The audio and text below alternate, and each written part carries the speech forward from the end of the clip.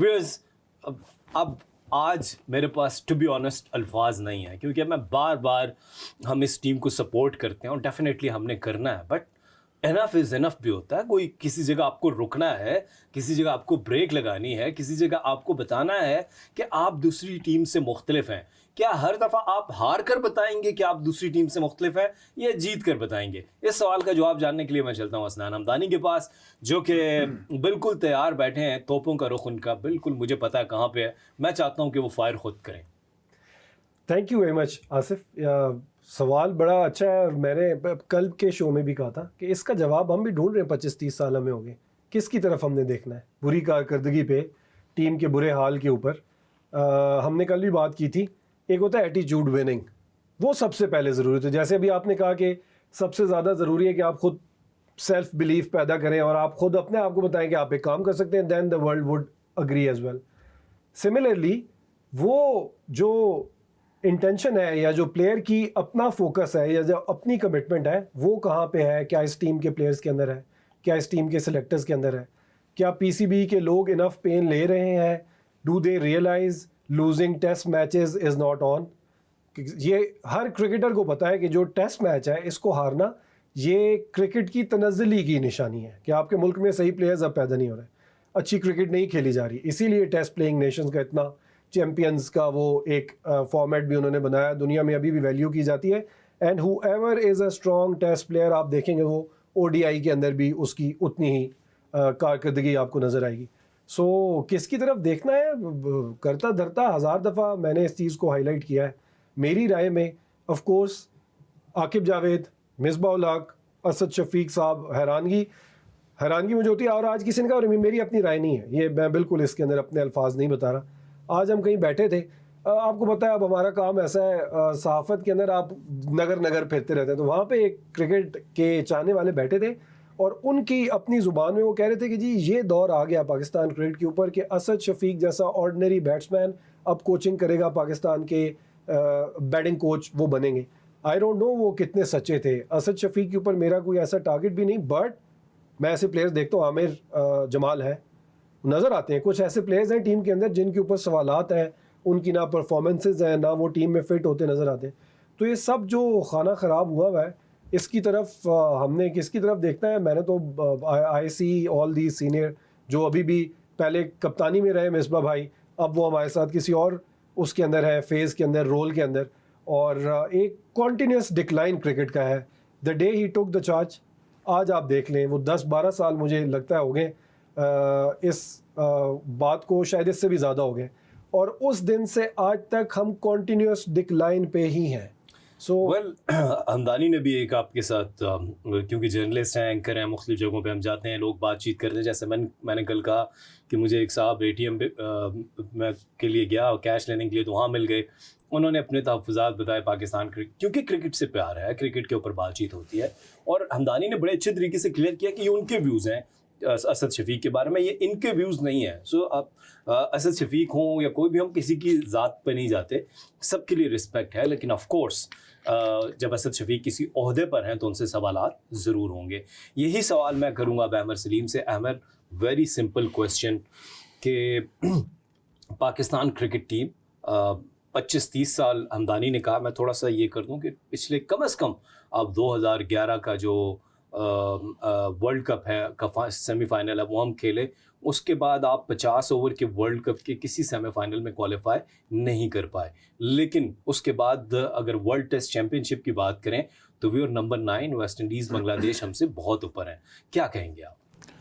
دیکھیں، بڑا ہی زبردست سوال آپ نے کیا ہے، اور اس کی جو مجھے سب سے بڑی وجہ نظر آتی ہے وہ یہ آتی ہے کہ 2011 کے بعد ہم نے میڈیوکر مائنڈ سیٹ کو ہم آگے لے کے آئے. مسلسل ہم میڈیوکر مائنڈ سیٹ کو ہی کنٹینیو کر رہے ہیں. آپ دیکھیں، آخری جو شاہد آفریدی تھے 2011 میں پاکستان کی کپتانی کر رہے تھے، کم از کم ایٹ لیسٹ ایک ایسا بندہ تھا جس کا کچھ اسٹیچر تھا انٹرنیشنل کرکٹ میں، ٹیم میں، اور اس کے کچھ اصول تھے، کچھ وہ بات کرتا تھا، صرف یس سر نہیں بولتا تھا. اس سے پہلے آپ دیکھ لیں انزی بھائی تھے، انزی بھائی کا ایک اسٹیچر تھا. اس سے پہلے آپ چلے جائیں، وقار یونس تھے، وسیم اکرم تھے. تو یہ وہ کپتان تھے جن کا کم از کم اسٹیچر تھا. ٹیم میں بالکل اس ٹائم بھی مسائل تھے. ٹیم میں گروپنگ بھی ہوتی تھی, ٹیم میں سفارش بھی ہوتی تھی, غلط سلیکشن بھی ہوتی تھی, میرٹ کا استحصال بھی ہوتا تھا, بٹ کہیں نہ کہیں وہ کوالٹی جو تھی نا وہ ان تمام چیزوں کو پس سے پشت ڈال دیتی تھی. آن اے ڈے وہ اچھا پرفارم کر کے کہیں نہ کہیں سے پاکستان کو جیت دلا دیتے تھے. لیکن 2011 سے کیا ہوا, انفارچونیٹ یہ ہوا کہ اس کے بعد محمد حفیظ, جو کہ میرے خیال سے ان کو مذاق میں کسی نے, جس طرح ہم کسی کو ویسے مذاق میں نہیں کہتے تھے وہ ڈاکٹر, تو وہ ڈاکٹر نہیں ہوتا. جو بندہ ہر چیز میں سے زیادہ سوالات کرے یا کیڑے نکالے, اس کو ویسے ہم عام اصطلاح میں ہم کہتے ہیں کہ جی بہت بڑا پروفیسر ہے یا ڈاکٹر ہے. تو کہیں کسی نے اسی طرح حفیظ صاحب کو کہا کہ وہ پروفیسر ہیں, تو انہوں نے سمجھا میں واقعی کوئی پروفیسر ہوں. پروفیسر ایک ڈیزگنیشن ہوتا ہے, ایون جو پڑھاتا ہے وہ بھی پروفیسر نہیں ہوتا. لوگوں کو نارملی یہ بھی نہیں پتا, 19-20ویں گریڈ پہ جا کے بندہ فل پروفیسر بنتا ہے, اور کوئی 20-25 سال کا ایکسپیرینس ہوتا ہے, کوئی ایک آدھی PhD ہوتی ہے, تب جا کے بندہ پروفیسر بنتا ہے. تو آپ ویسے ہی ان کو پیار محبت سے کسی نے پروفیسر کہا تو انہوں نے اپنے آپ کو سمجھنا شروع کر دیا. وہ ایک ایوریج پلیئر تھے, میں یہ نہیں کہوں گا کہ بہت برے تھے, بٹ وہ ان کا ایک ایوریج کریئر تھا, اور جتنا وہ پاکستان کے لیے کھیل کے وہ بہت لکی رہے. محمد حفیظ کے نام کا کرہ اکثر نکل آتا تھا. ارلی آن تو وہ اپنے پہلے 100 میچوں میں تو شاید 20-22 کی ایوریج سے وہ اوپننگ ایز اے اوپنر کھیلتے رہے پاکستان کرکٹ میں. آپ اندازہ کریں 20-22 کی ایوریج سے ایک بندہ اوپنر کھیلتا رہا, پاکستان کو 100 میچ کھیل گیا. ان کو کپتان بنایا, وہ گروپ ایسا آیا کہ حفیظ اور مصباح کا, کہ وہ پھر ہمیں دن بدن پیچھے ہی کرتا گیا. پھر مصباح ایک میڈیوکر مائنڈ سیٹ سے تھے, ڈیفینسو مائنڈ سیٹ.